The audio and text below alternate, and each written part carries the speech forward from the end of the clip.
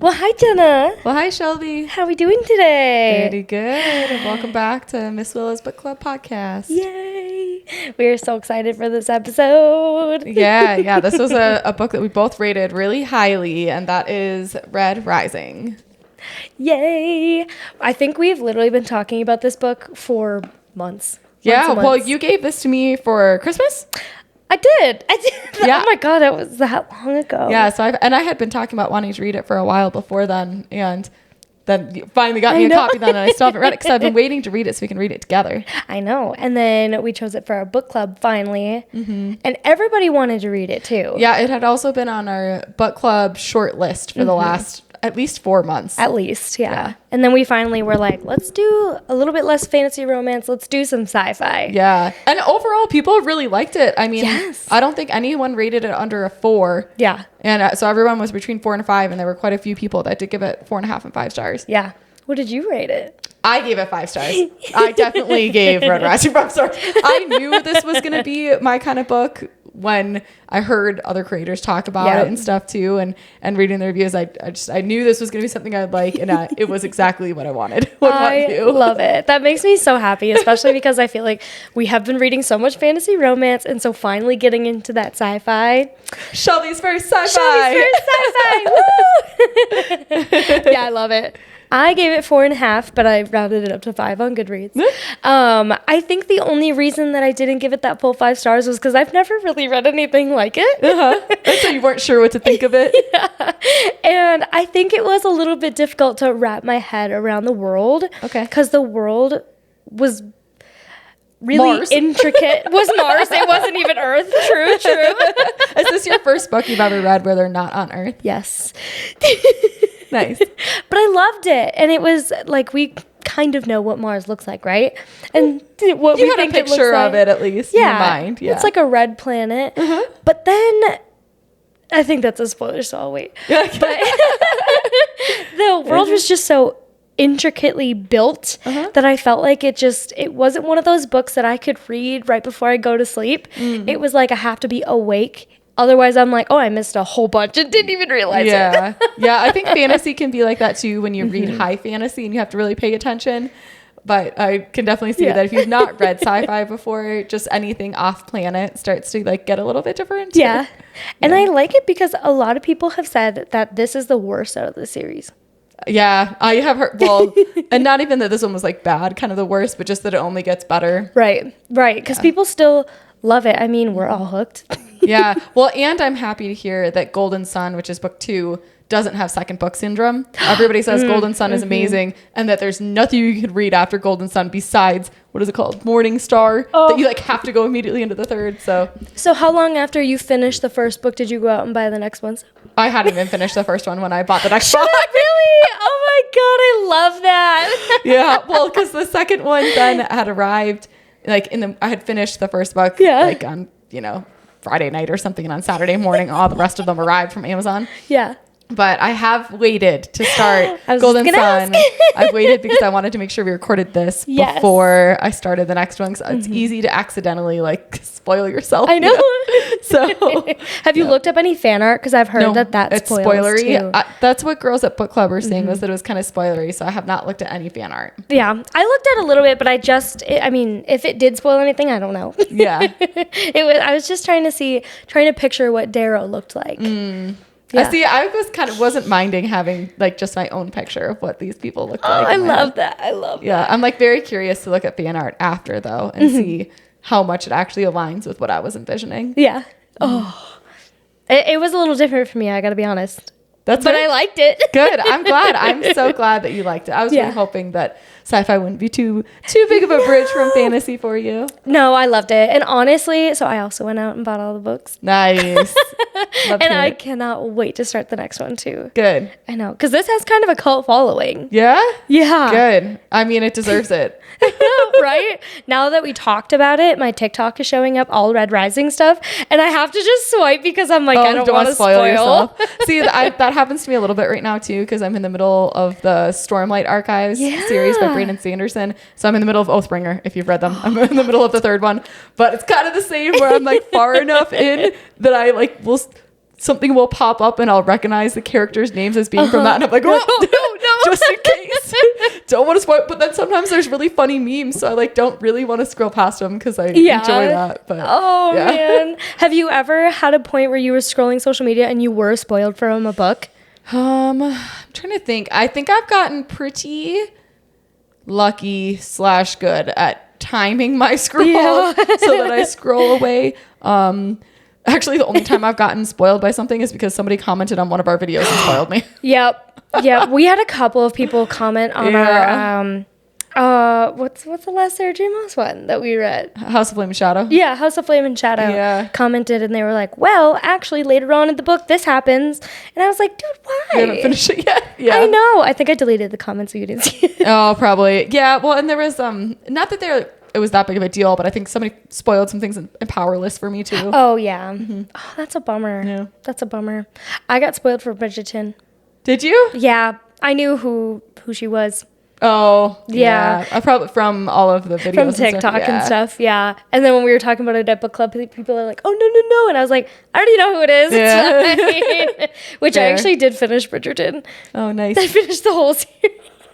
Nice. Awesome. Well, totally off topic. Yeah. Anyways, well, back to Red Rising. Yeah. Do you have anything else spoiler free? For anybody who's not read this book before, do you want to give them any bit of like what to expect from it? I'm curious how you would describe it without reading the cover. Or do you want to read the cover? No, I don't want to read the cover. I just want to make sure I don't spoil anything that's not on here. Yeah. Basically, I'll say this book is set on Mars. Mm-hmm. Humanity has come to Mars and are working hard to try and get this gas from underground to be able to terraform planets and things. And at this point in the world, people have evolved to physically be different from each other. So our main character, Darrow, is a red. And the reds are the ones that work underground and are trying to dig for this gas and things. But there are like other colors that play different roles in the world. So golds are leaders and like pinks are sex workers. And so you are actually completely right. So we have the Obsidians are the only elite. The gray soldiers prowl the cities, ensuring order, ensuring obedience to the hierarchy. Whites arbitrate their justice and push their philosophies. Pinks pleasure and serve in the high-color homes. Silvers count and manipulate currency and logistics. Yellows study the medicines and sciences. Greens develop technology. Blues navigate the stars. Coppers run the bureaucracy. Every color has its purpose. Every color props up the golds. Yeah. So, but the thing that I think is cool is in this world, they really are like physically different too. Like the caste system is very extreme in that like they even talk about the obsidians having like 8 fingers on each hand and being like 7 feet tall or something. So it's like very dramatic physical differences as well. So our main character, Darrow, is navigating in this world. Yes. And they just find out there are lots of things that they don't actually know that they think that they know. Yep. I think that's pretty much all we can say without I think that's good. But it's phenomenal. If you haven't read it yet, you should. Oh, highly, highly recommend. Well, on that note, let's get into some spoilers. So if you haven't read this yet, pause here, but read it and come back. Mm-hmm. Yeah. Absolutely. Oh, well, what do we want to start with? Because I feel like I'm going to have so much to say about this book. Yeah. I mean, overall, I'd say I didn't guess almost any of the plot twists of Red Rising. And I think that's part of why I really liked it. There was a couple that you could get some hints that something might happen, but most of them I genuinely did not expect to go the direction that it did. Yeah, agreed. Absolutely. I felt like I was on the edge of my toes the entire book. Mm-hmm. Well, I guess maybe I shouldn't say entire book. I should say second half of the book. Yeah, second half of the book. I think once we go to the Institute, then all of a sudden it like really picks up. Yeah. But we were talking about this at book club. I actually think the first half, I didn't mind that pacing in it either because we got so much of Darrow's backstory. Like we really truly understand his motivations and his thoughts like that are then driving his actions, the rest of it. And it gives us more of a background so that we like start to see the transformation that he's having throughout the book. 100%. Like internal and external. Yeah. Crazy. I loved it. We had a bunch of people at book club that didn't like the first half. And again, same thing. I loved the first half. And I had no idea where it was going to go. I did not read. I did not know anything about this book until I went into it. I only knew that it was dystopian sci-fi. I literally did not know anything else about it. I didn't know a single thing. I only knew it was dystopian sci-fi and that it was very popular. Yes, same.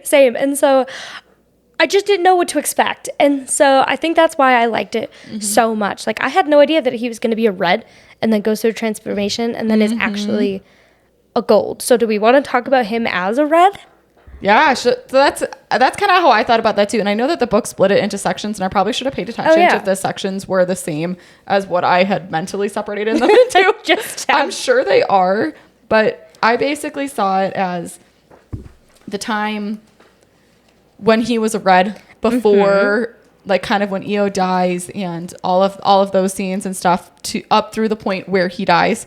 And then I like saw that as like a clear break in the story from like there through the carving until he enters the Institute.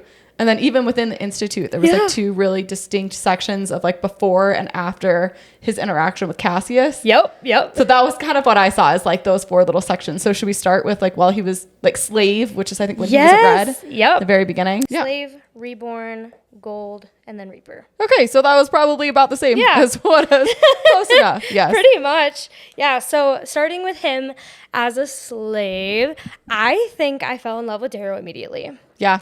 How he was like, we don't know this at the time, but he's in a lowly society, but he is just like this strong, like can do anything, like can be anything. He's so brave, so confident. He's a big fish in a small pond. I love that analogy, actually. Yeah.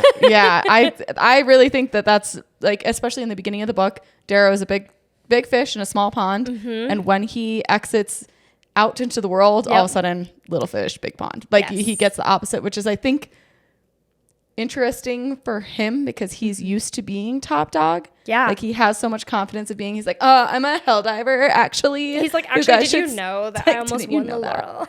Yeah. Well, should have won the laurel. Okay, that pissed me off.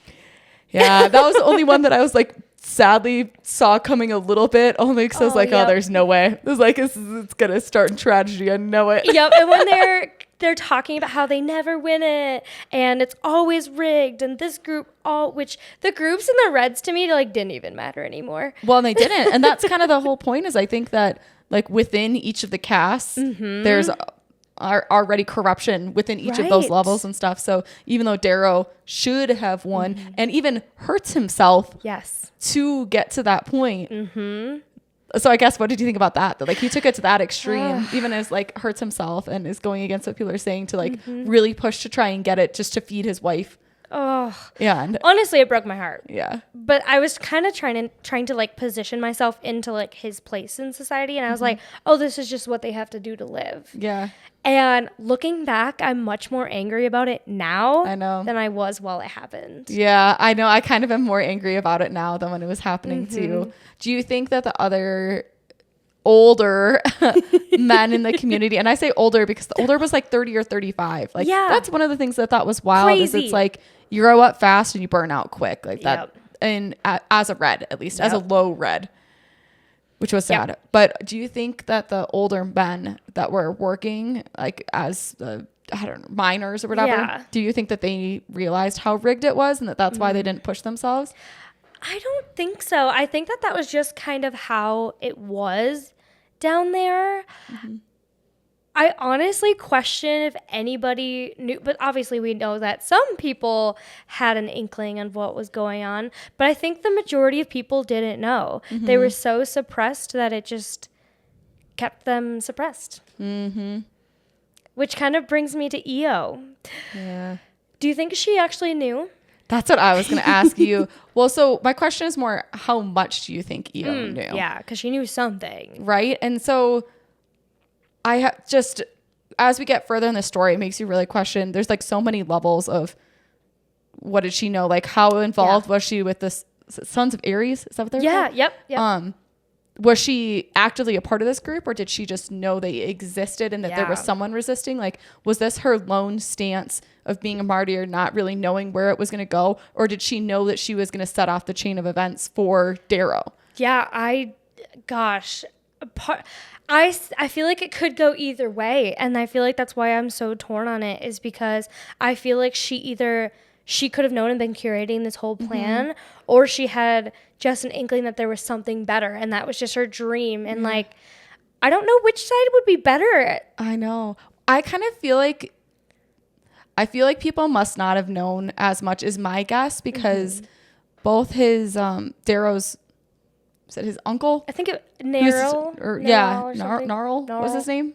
I don't know. Didn't you listen to the audiobook? I didn't listen in the beginning. Oh, okay. Damn it. I was hoping you'd be able to tell me. I only listened I think it was like halfway through when I started listening to it while I was driving. Anyways, but Io, she says like, live for more and things to Darrow, but that feels generic. And Gnarl, whatever his name is, the uncle. He doesn't necessarily stop Darrow from taking down and burying Io's body, but he also, I don't know, he seems against it, and like he is encouraging him not to, at least a little bit. And so if the plan had always been to take Darrow through this like fake execution, then all of the events needed to happen up to that for that to happen. So it just made me wonder if, I don't know, if it was more out of convenience that they were going to take Darrow because he happened to be in this position where he was like half executed, but we know that he didn't pull his legs hard enough to actually kill him. So he had to be in on the plot somehow. I just don't know if they intended to push Darrow to that point and give Darrow that motivation of Io doing that for the world, right? Because he wouldn't have. No, he wouldn't have. I wonder if they were going to try to push him down that path regardless. I think it kind of worked out in Convenience's favor for him. But weren't they also going to try to bring Io along too? He just killed her? No. I think the impression that I got when he was talking with Dancer was that I don't think they were like, no, Io's dead. Like that happened. But I just wonder if she knew she was going to die to inspire Darrow, because when she's talking with Darrow before, he's like, I live for you. I'm good. I live for this.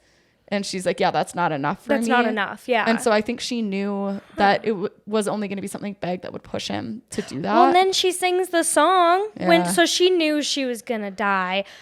Now that you say that, actually, I'm starting to kind of switch my thought process a little bit, because she was the one that brought them to those gardens. Did she know they were going to get caught? That's what I wonder. I kind of feel like she had to know that was risky. And they were up there for a long time. They were up there like all night. Which felt, I don't know, risky. I was kind of, even before they get caught and they get murdered, I was already feeling kind of uncomfortable with that, because I was like, I feel like you guys are taking a big risk that you don't need to, just because you're pissed that you didn't actually get the laurel when you should have.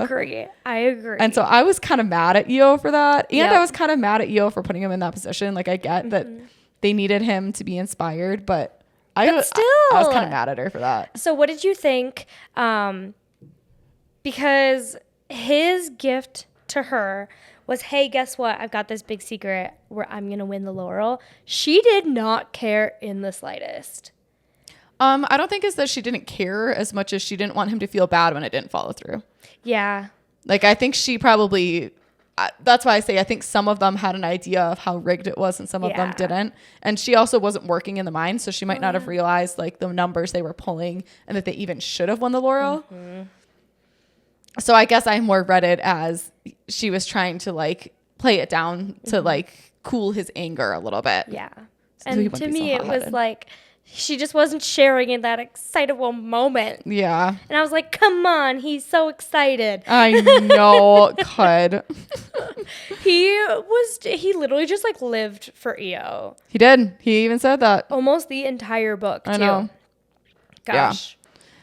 Yeah. And I guess I breezed past that a little bit, but just as the one small thing of the fact that the loved ones have to pull down the legs of the executed when they're hanged so that because there's not enough gravity. It's like, that was so heartbreaking. That was so heartbreaking.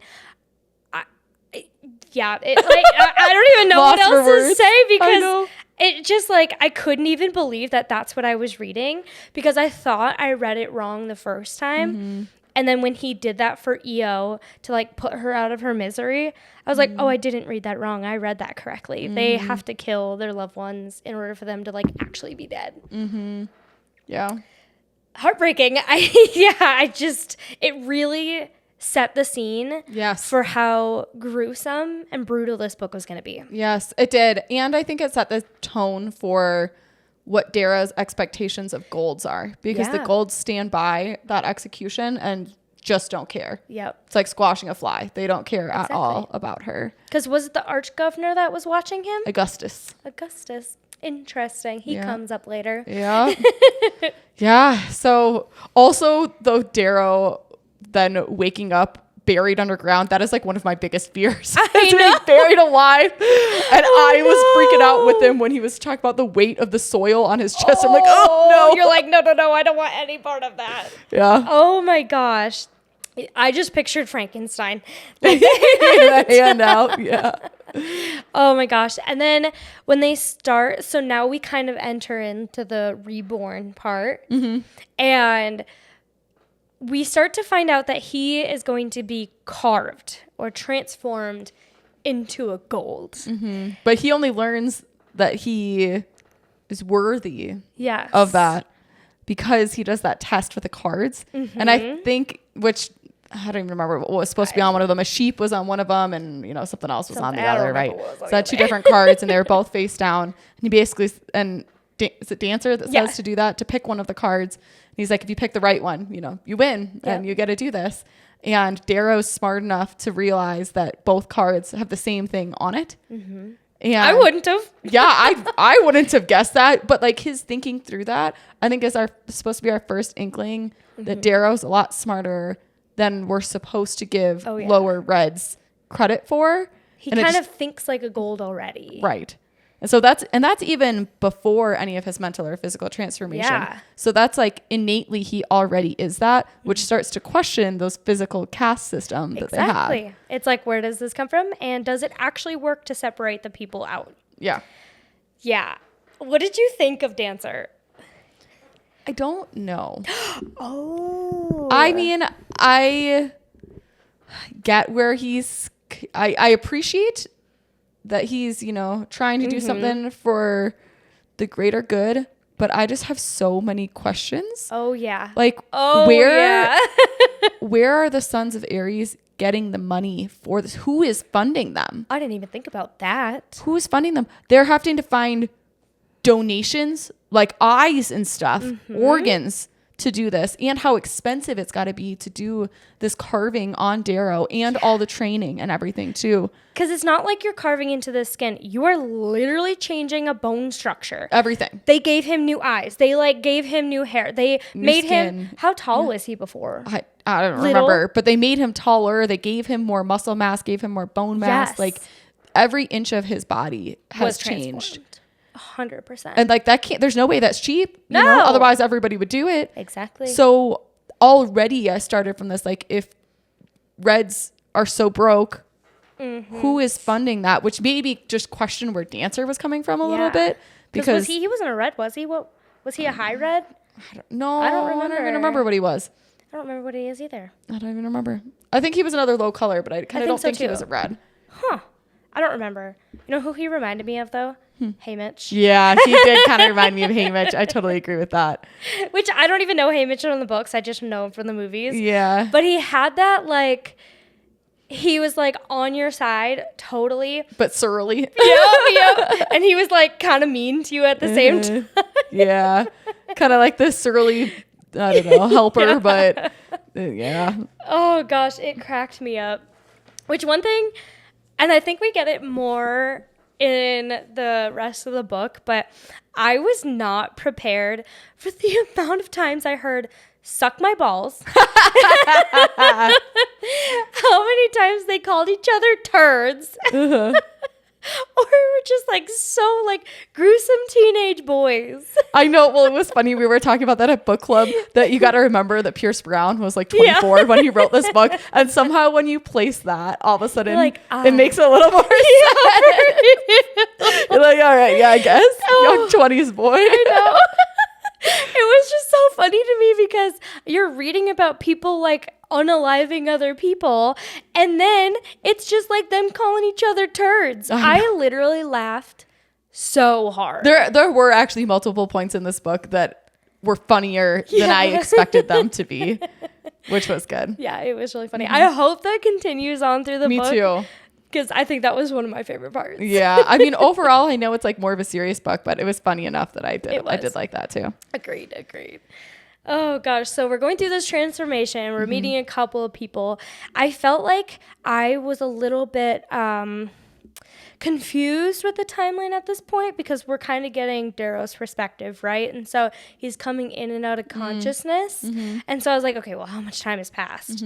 And then he comes to, and it was like a year? I was going to say it was at least a lot of months. Yes. I don't know that I really captured how long that time frame was, but we know from dying to the end of Red Rising, it's been like about 2 years or maybe a little under that, but close to 2 years. Yeah, definitely. So, and we know that school is like 8 or 10 months or whatever. So it had to have been about a year. Yeah.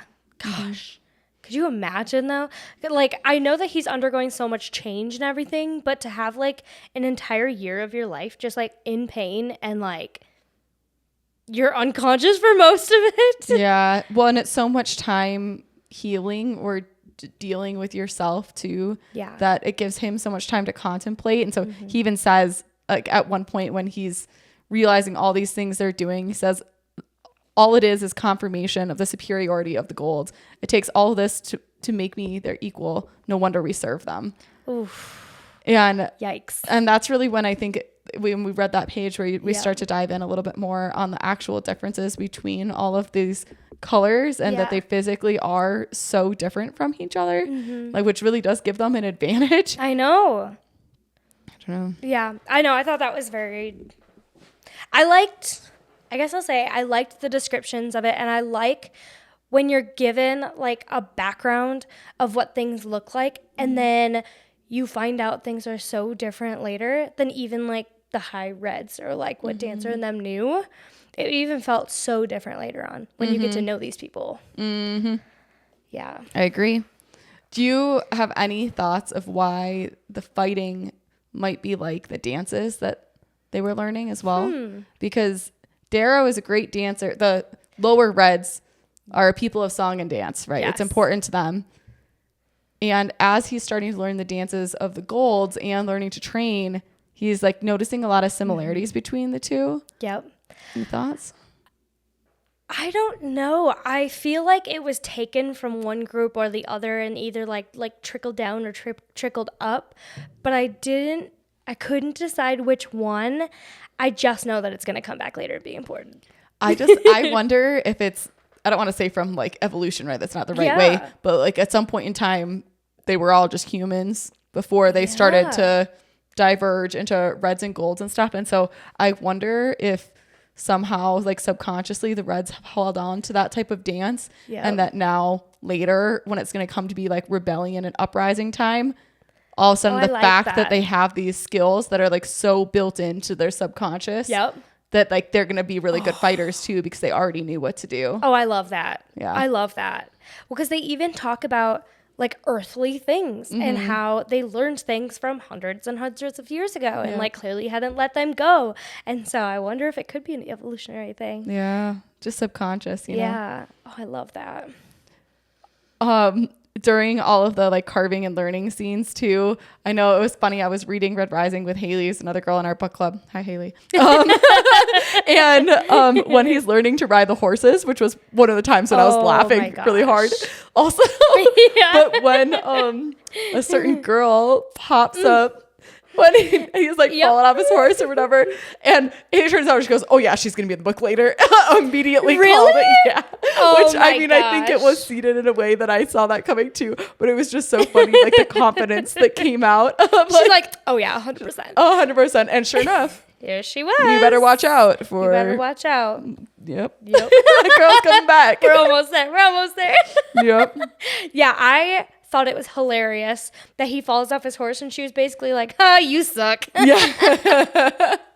Well, but it's funny because then as he goes into the final steps of training, like the horseback riding scene. And as he goes to take the entrance exam to the institute and everything, and you see there's like this fine line between all the golds are really cocky and they do kind of mess with each other, but they all also seem really easily offended. Like he has to stop himself, remember, from saying like some kind of rude or like snapback comments because he realizes that he's been ruder than a gold would be. Yes. Or using different language. Yeah. Gory damn instead of, or bloody damn or whatever. Yeah. So I loved that interaction, like scooting back just a little bit. Yeah. When he was having that interaction, I think it was with Dancer, and he used the word bloody damn, and they were like, nope, we got to like beat this out of you, basically. Yeah. But it really sets up for the rest of the book with the language piece of it, because they did use gory damn all the time, or like different words for the weapons too. So cool. So cool. But you're right, when they were testing, you start to finally see like the first interactions between him and some higher class people. It was very, I keep saying interesting. No, it's okay. And I think that that's when, you know, this whole time we've been seeing Darrow's internal struggle with having to see himself as a gold a little bit, even though he knows at his heart that he's a red, but not wanting to forget who he is. And as we reach the end of that training scene, and it was not Dancer, it's somebody else that hadn't been with him through the carving. Yeah. That I think was teaching him dances. Yes. You're right. And even he's like, are you sure you're who they say they are? Because he questions whether he was just a gold the whole time. Like he really doesn't believe that he was a red originally. And I think that's the moment when we really are like, damn, he is a different man. Yeah, he did it, right? And they say it was like 86 other kids that have not made it through. Something like that. Yeah, it was crazy. Yeah. High number. Also that interaction where he's like, well, how many people have failed throughout this? And they're like, well, almost 100, but okay. Right. But get back to that whole funding piece. Yeah. How are you doing this to this many people? Yeah. And also none of them make it? Yeah. What the fuck? So, I mean, there's got to be golds somewhere who are funding this, who are involved in this scheme. That's really what it comes down to. But we can come back to that maybe at the end. Yeah. When we do some predictions. Yeah. I got some. Yes. So then he goes through and he does this test, and you find out he got one wrong.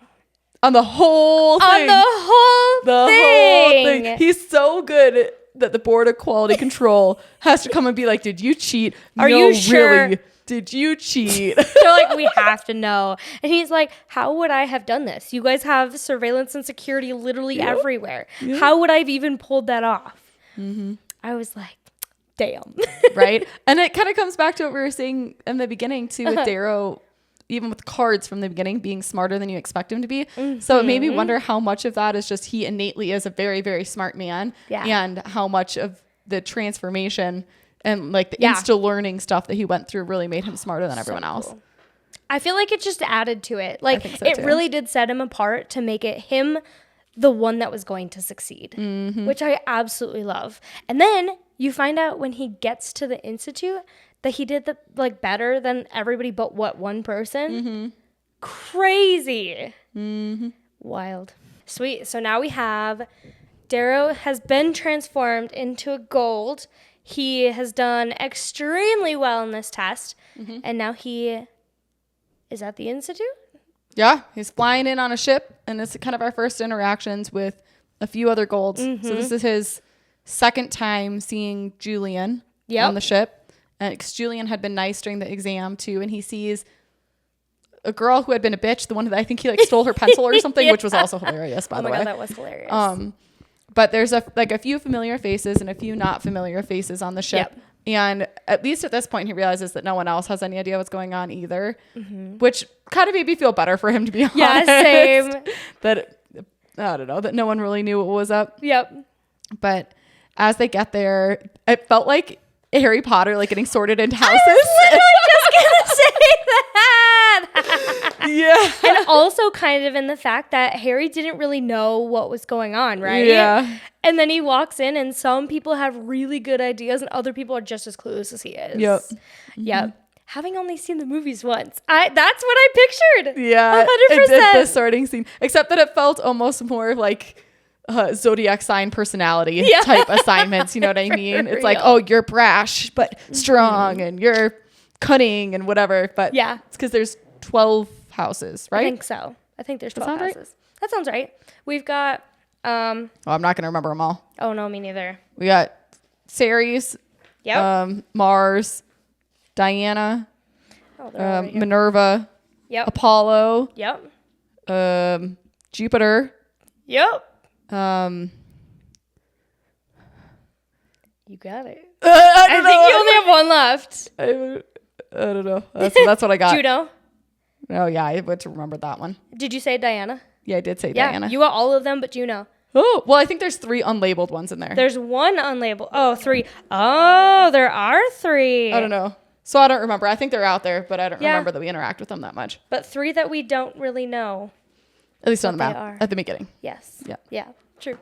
Anyways, so there's a lot of different houses, Yes. and or you could also say kind of sorority feel. It also had a little bit of that. That's actually a really funny way to put it. Because- Just like different cliques. Yeah, because they say that your loyalty is first to color, so first to gold, Uh-huh. then family, then planet, then house. Yeah. And that sounds like in some ways even beyond the institute. Yeah. Like house coming after that. Like there's a subtle loyalty, which is why I say it feels a little bit like sorority Yeah. too. It's like even after you leave this place, you're still probably going to feel Yep. loyal to it. Uh-huh. So do you Oh want to my talk about his gosh. selection then into house? Just that Fitchner, who's Oh, yeah. the leader of House Mars, picks him first for his house. Yes. So Yep. he is the 10th pick out of 1,000 kids. Yep. And didn't they say that another house wanted him, but then ended Yeah. up choosing somebody else? Yeah, somebody else wanted him first, but didn't pick him because they I don't know, had to select somebody else or wanted to select Yeah. somebody else. And he's like, you better be here next round. And he was not. And he was not. He was first pick. Yep. And then we meet, is it Finchner or Fishner? I thought Finch. I pronounced it Fitchner. Fitchner. Yeah. I don't know. That's what it looked like from a spelling perspective to me. Yeah. I think that's how they said it in the book Yeah. too. I don't remember. But it's funny because even though clearly he did really well on the test and so Yeah. he kind of deserves it, I do think that set the tone a little bit for his confidence versus cockiness. Because he really 100%. thinks he's the shit and deserves to be on top from the beginning. Yeah. And well, yes, he was picked early and yes, he tested well. I do think it's still a little Yeah. cocky at that point. Right. Because he is coming from literally below Mars. He has never, he didn't even know these things existed. Yeah, he was the greatest hell diver underneath. But now you're up against so many things that you don't know that you have literally no clue that you're up against, especially for how rigged it ends up being. I also saw it as cockiness rather than confidence, but I kind of liked it. Yeah, I did too. And because I think most of the time he does kind of prove himself in that Yeah. confidence of being that valid, Yep. which was kind of cool. I don't know. Like when we're kind of learning about his ideas and his plans and strategy, while he's talking about it, I'm like, oh, that's crazy. That's never going to work. And then it does. And I'm like, okay, Yeah, I guess. along for the ride. Yep. Yeah. Yeah. He does seem to pick things up pretty quickly though, because so after he's selected for Mars, Yes. there's 100 kids selected. They're paired off and stuck in cold rooms naked. Yeah. Or they wake up like Wake up. that. Yeah, Or wake up like that. So I also kind of pictured the part before that, like Harry Potter, where they're all sitting at the tables, like making alliances. Yeah. And he immediately makes an alliance with Cassius. And he notices Julian, and he's like, oh, I like this guy too. And he starts to get to know a couple of people around the table. Julian, who is Cassius's brother. Yes. Ugh, which you don't find out until later. Yeah. And to me, that was just mind blown. Yeah. But then what happens is he wakes up with a bag over his head, and even his thought process while that's all happening, where he's like, oh, they're gonna expect me to do this, so I'm gonna do the opposite. Oh, I can breathe without air, it's fine. Like do you remember that? No. So when they knock him out to bring him into that room, Yeah. he goes through this entire thought process where he's like, oh, they're gonna want me to kick and scream, so I'm not gonna do that. Oh. They're pulling the bag a little too tight, so I'm just gonna use a little bit less air. Oh. And to me, that was just like, okay, you're literally being kidnapped, but whatever. Yeah. Yeah, I guess I didn't even clock that. I think it was just the scene after that then that. Because it was. Once he was in there, that hit home. Because I think as soon as he lands there, he picks up faster than Julian what the intent is. Yeah. And like he knows that one of them is only one of them is going to leave alive. And Darrow has the weight of all low colors on his back. Yep. And Julian has the weight of his family's approval. Right. And at the end of the day, one of them is just like a lot more motivated than the other. And I think that really plays into it. And Darrow didn't even know this at that point. He didn't want to do it. The fact that he like drug it out. Well, he like crumbles to the ground and is just like holding him and crying. Oh, did you cry? I maybe didn't like cry, but I was definitely feeling teary for him.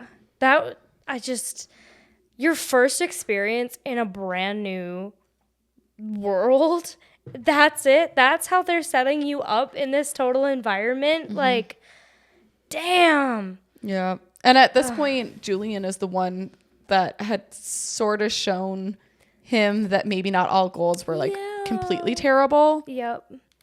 Yeah, that was really hard for me. And we didn't talk about how Darrow wanted to keep his name. Oh yeah, we didn't even talk about that. How they wanted to give him these gold-like names, and he was like, absolutely not. Love it. Love it. Because he really does want to keep part of his piece personality. Of himself. Do you think it'll last? Well, let's talk about that at the end. I love it. So now we're like, it's not a ring. It's like a kind of it was a ring. Was it a ring? It was a ring. Oh, okay. They're all wearing them on their hands. Oh. So you're talking about? Nope. I was talking about how they're now in this, like, I was picturing, like, the Hunger Games, like, bowl that they're, like, all in, kind of like a stadium, but they can, like, do things to it. You mean, like, after they pop out from their individual little rooms? Yeah. But I think I skipped forward a little bit. No, that's okay. In order to move on, you had to kill your opponent and grab the ring. I totally skipped over that part. Which we were already talking about it. Yeah, we were saying that he killed Julian. Yeah. And so he walks out and people kind of start walking out of their rooms and you're noticing who's there and who's not. And not everybody is who you expect. No. So they had taken 50 from the top and 50 from the bottom. The 50 from the bottom supposed to be the sacrificial lambs. But some of those people at the bottom are pretty darn scrappy. Yeah, like my favorite character. Servo. I think it's Severo. Is it? I think so. Oh, I was reading it wrong the whole time then. Yeah. Again, I only know it because RV, they look so similar. They do, I know. And when I'm Goblin. Goblin, there we go. Goblin. I love that. We'll just call him Goblin. Yeah, I know. I love it. I was not expecting it. And was he the one that killed Priam? Yeah, he is. Which also, so Priam was the other person that did extremely well on that test. And so you think he's going to come out on top until you realize everybody was really pitted against each other. Yeah, and then he doesn't even make it to like the first round, literally. Basically. I know. So that shows you that even in this game, the smarts are not the only thing that's going to make you win. You have to be smart streetwise and bookwise. Yep. You got to know people. And you have to know people, and you have to be on their good side. Yep. Well, since we had so much to talk about Red Rising, we are going to pause it here, and we're going to continue it next week with our part 2. Yeah, so come back next week and we can talk all about what happens at the Institute. We'll see you guys then. Bye.